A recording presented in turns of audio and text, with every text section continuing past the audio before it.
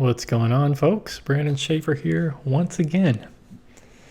So this one's gonna be a lot of fun, hopefully.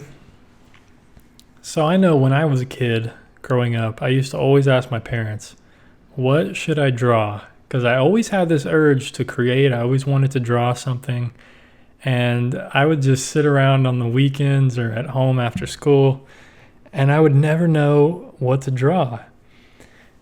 And my mom or my dad would be like, "You should draw this." I was like, "Nah, I don't want to draw that." "Okay, well, draw this." "No, I don't want to draw that."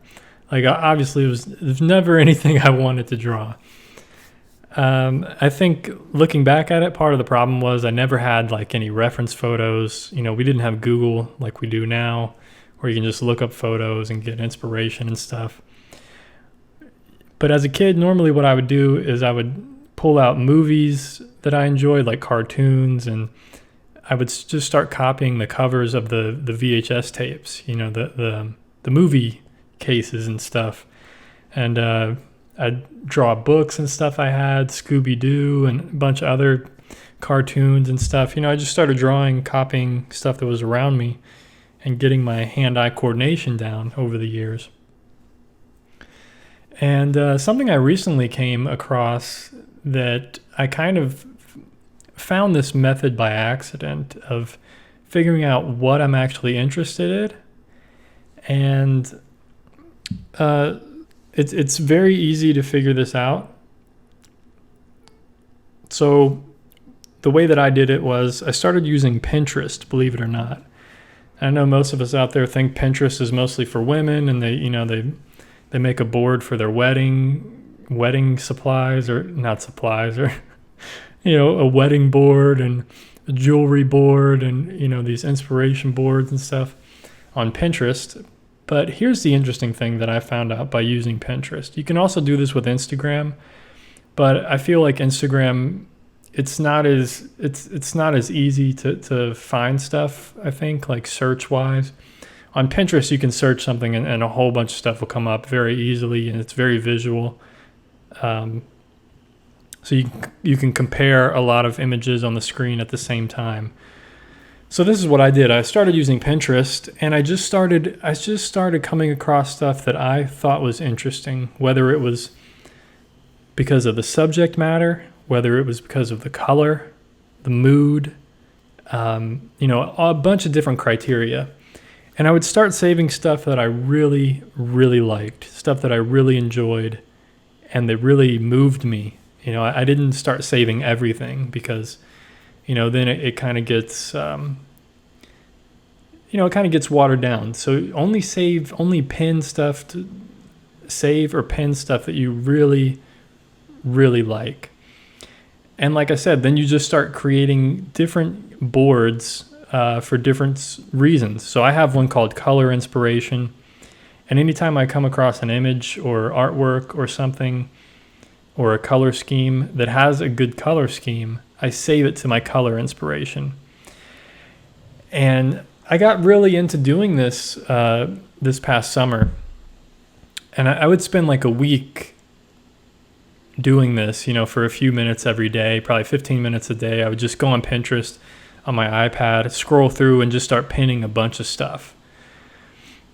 And I'd save it for the subject matter, the color, all that stuff, like I said. And then after a week or so, or after however many days you're going to do it, you can go look at your Color Inspiration board. And what I found was, it kind of surprised me. For the most part, there was actually correlations. I could see on my Color Inspiration board a lot of warm colors, a lot of oranges, a lot of reds, yellows, analogous type color schemes like that. And also cool colors, blues, and stuff that had complementary color schemes like warm versus cool, blue and orange. And then I also saw stuff that was more natural colors, more grayed down, subdued greens and nature type of colors. And I was like, wow, this is pretty interesting. And then looking at paintings that I've done in the past, I could see that I've used those colors basically, a lot of greens, a lot of oranges. But also what it enabled me to do is now go, oh, wow, I never even realized that I was drawn to these colors before. So I could start using these kind of color schemes, these colors that I actually enjoy. I could start using that in my own work. So it's really powerful, and especially when it's like subjects that you enjoy. You know, sometimes you might actually like something that you didn't even realize.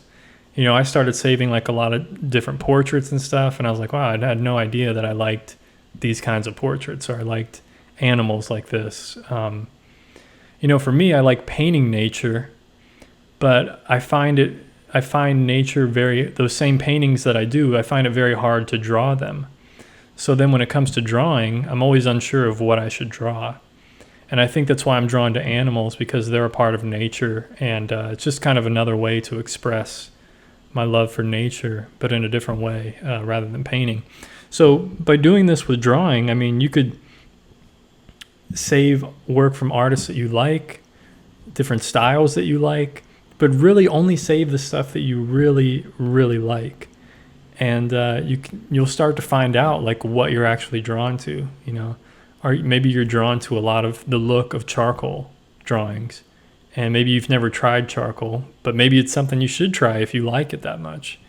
You know, it's not always the case, but I think this is a cool method. You know, like I said, you can do the same thing on Instagram, but I find Pinterest to be, you're able to see the whole board and all your pins on there, or a lot of them at the same time.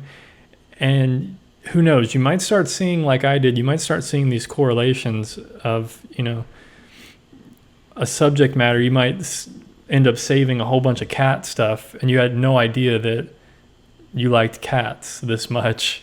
Most likely you do. But you might find something, it might be surprising to you. So definitely give that a shot, and find out what you're interested in.